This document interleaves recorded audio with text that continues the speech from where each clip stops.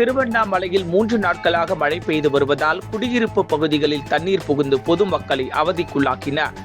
திருவண்ணாமலை மாவட்டத்தில் கடந்த 3 நாட்களாக இரவு நேரங்களில் பெய்த பலத்த மழையின் காரணமாக ஏரி குளங்கள் படிப்படியாக நிரம்பி வரும் நிலையில் திருவண்ணாமலை அடுத்த நொச்சிமலை கிராமத்தில் உள்ள ஏரி நிரம்பி உபரி நீர் கஜலட்சுமி நகர், தனலட்சுமி நகர், வீனஸ் நகர், சுப்புலட்சுமி நகர் உள்ளிட்ட பகுதியில் உள்ள 100க்கும் மேற்பட்ட வீடுகளை சுற்றி முழங்கால் அளவிற்கு வெள்ள நீர் புரண்டு ஓடுவதால் பொதுமக்கள் வீடுகளிலிருந்து வெளியேற முடியாமல் தவித்து வருகின்றனர்.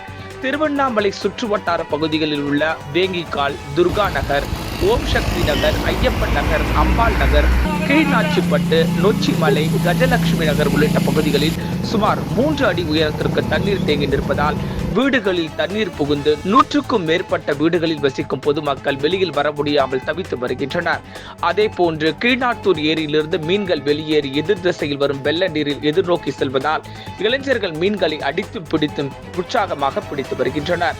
திருவண்ணாமலையிலிருந்து திண்டிவனம் செல்லும் சாலையில் உள்ள நாவக்கரை அருகே நெடுஞ்சாலையில் நொச்சிமலை பகுதியிலிருந்து வெளியேறும் நீரில் 100க்கும் மேற்பட்ட பொதுமக்கள் ஏரியிலிருந்து வெளியே வரும் 15 கிலோ எடையுள்ள மீன்களை அடித்து விழுந்து புரண்டு பிடித்து வருகின்றனர்.